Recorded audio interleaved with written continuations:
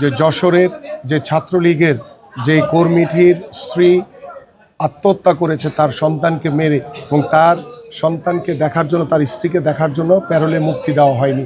আমরা এই অমানবিকতা আর কোনোদিন দেখতে চাই না।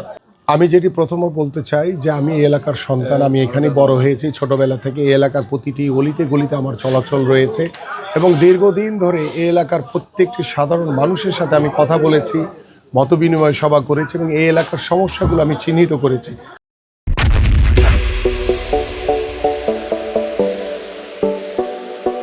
আমরা এই মুহূর্তে যেখানে দাঁড়িয়ে আছি আপনারা নিজেরাই দেখতে পাচ্ছেন যে এই রাস্তাটি দীর্ঘদিন ধরে এইভাবে অবহেলিত অবস্থায় পড়ে আছে। কিন্তু দীর্ঘ 17 বছর বিগত সময় যারা দায়িত্বে ছিল বা বিগত সময় যারা সরকারের দায়িত্ব পালন করেছে তারা এই রাস্তাঘাটের কোনো উন্নয়ন করেনি।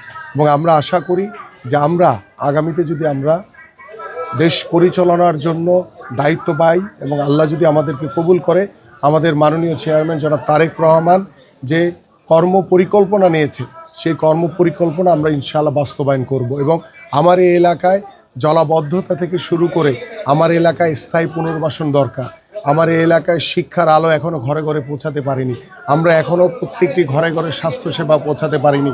সবচেয়ে বড় বিষয় যে আমরা একটি মানবিকতার একটা সমাজ গড়তে চাই।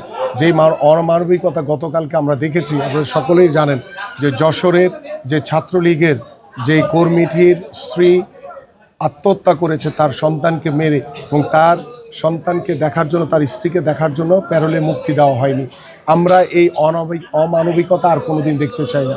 আমরা চাই মানবিকতা ফিরে আসুক। কারণ বিগত সময় আমরা দেখেছি যে আমাদের অনেক ভাইদের বাবা মা মারা গেছে, আমাদেরকে প্যারোলে মুক্তি দেওয়া হয়নি। বাট আমরা সেই মানবিকতা এখন আগামীতে প্রতিষ্ঠিত করতে চাই, কারণ আমরা এই অমানবিকতা আমরা কখনোই আর দেখতে চাই না। পাশাপাশি আমার এই এলাকার সকলেই আজকে স্বতঃস্ফূর্তভাবে চতুর্থ দিনের মতো অংশগ্রহণ করছে।